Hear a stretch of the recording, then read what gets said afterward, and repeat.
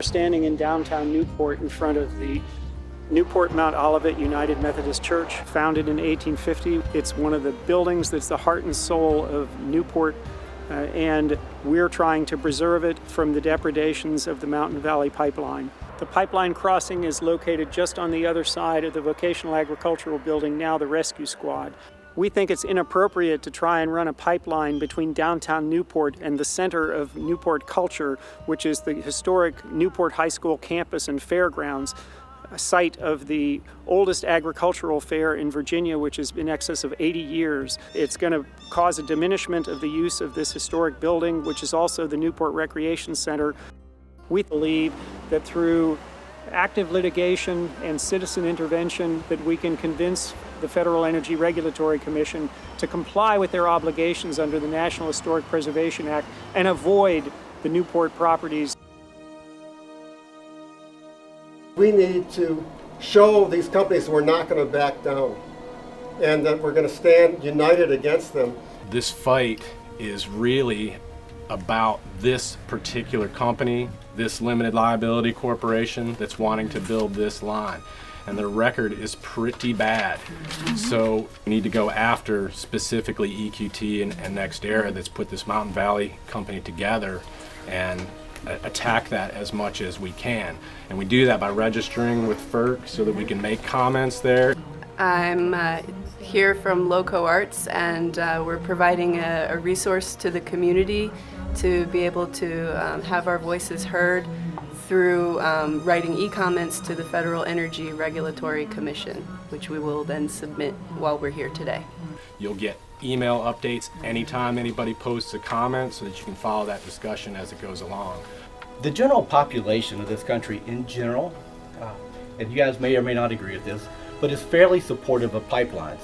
But what they're not supportive of is coming through an environmentally sensitive area that can be devastated. Yeah, people support the pipelines because they think of other issues, international issues, trade issues, whatnot. But they don't really realize that we're killing our country. Everything that we have is going to be destroyed if this kind of thing continues. When they come in, they're going to first grade about 150 feet wide. Before they do that, though, if you have trees on the property, they're going to cut all the trees. They're going to push up all the stumps so they can grade it and have a clear open area. Then they're going to come in with trenching machines. And since we have karst topology and a lot of limestone, a lot of rock, they'll have to come in and first drill holes where the pipeline will go, put in charges, and break up the rock. They will have to use that. Once they have that done, then they'll have backhoes come in and dig the trench, and up to 11 feet deep. Once the trench is dug, they're going to put stripping. It's called stripping, where they bring all the 42-inch pipe in 40-foot sections will be brought in. It'll be stationed along the pipeline. They have to lift that pipe up, and to do that they have to have something called pipe layers. They're 60-ton each one, a piece of equipment, and it may take 5 to 7 of them, depending on what length of section they're trying to do at a time, to lift the pipes. Once they're off the ground, they'll be welded. Once they have a long enough piece welded together, then the pipe layers will lay it in the ground. When all the pipe is connected, which may take up to a year for it to be done, all of it, that's when they pressure test it by running water through it. They check for the wells, and at that point, they repair all the welded areas. Then they backfill with grading equipment, backhoes, and anything else that might be there. The equipment will be large, 60-ton, down to dump trucks, tractors, will all be back there. It's not going to be very pleasant. How much property is needed to locate one of these compressor stations? Typically, the footprint of a compressor station is about 5 acres.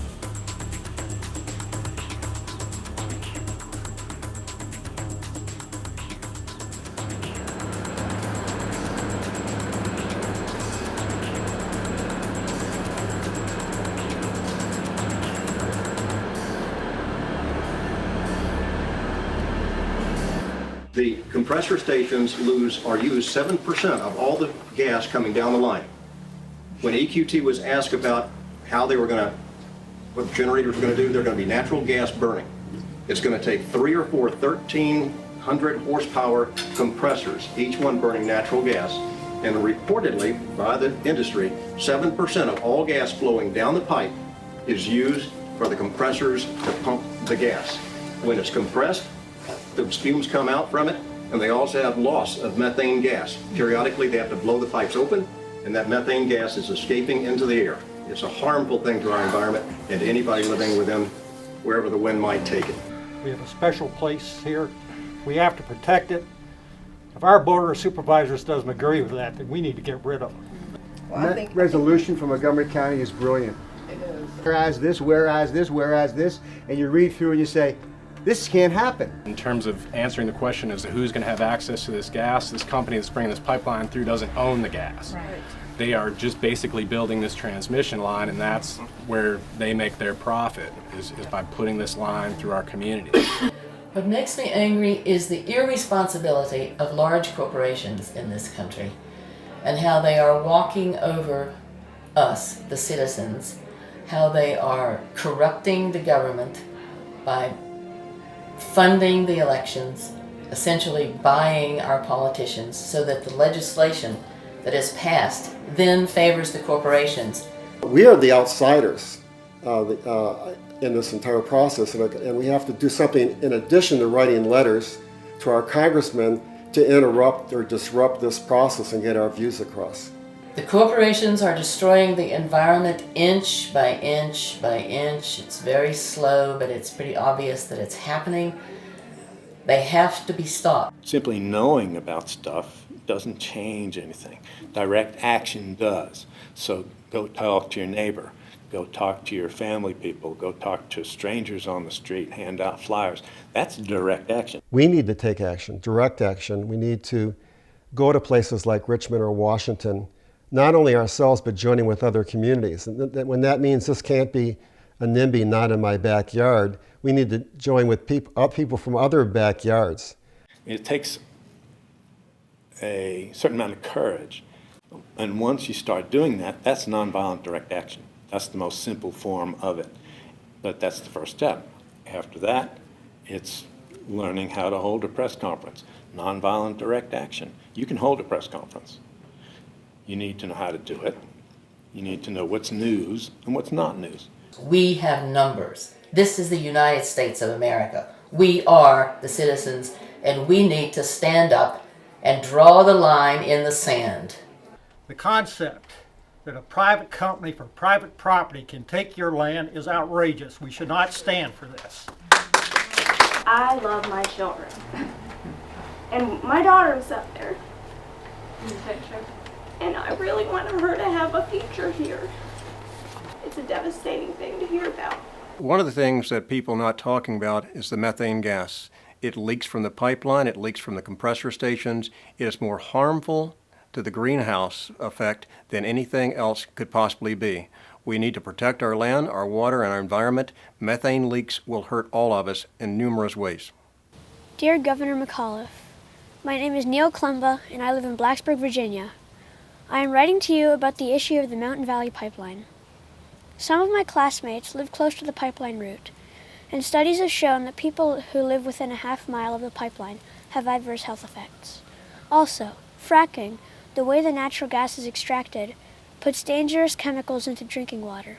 Over 25% of those chemicals are carcinogens, 50% harm the brain, nervous system, immune system, cardiovascular system, and your kidneys, and 37% interfere with your hormones. These chemicals seep into the groundwater as well, some of which runs into larger rivers or even the ocean. Also, in the process of fracking, about 4% of the methane, the main component in the natural gas, escapes into the air. Since methane is 25 times as effective as carbon dioxide in trapping heat, that is about equal to the carbon emissions of 1 to 3 million cars. I hope that you will take my views into consideration. Sincerely, Neil Columba. I don't know about you all, but I'm mad as hell, and it's not going to happen if I have anything to say about it. Amen. Yeah. Preserve the NRV, we were thinking what would be a name. We wanted something inclusive. We didn't want it to just be Montgomery County because we knew this was much bigger than any county. So that's where Preserve the NRV came from. And as again, we started with that social media presence, but then also wanted to expand it to a website because we really wanted to be an information hub to provide the content that a lot of people would not necessarily know about something like this. The point has been made repeatedly that only we, the people, by virtue of our numbers, have the power to effect change and say no more to dirty energy and yes to renewables. Don't let this become this for this.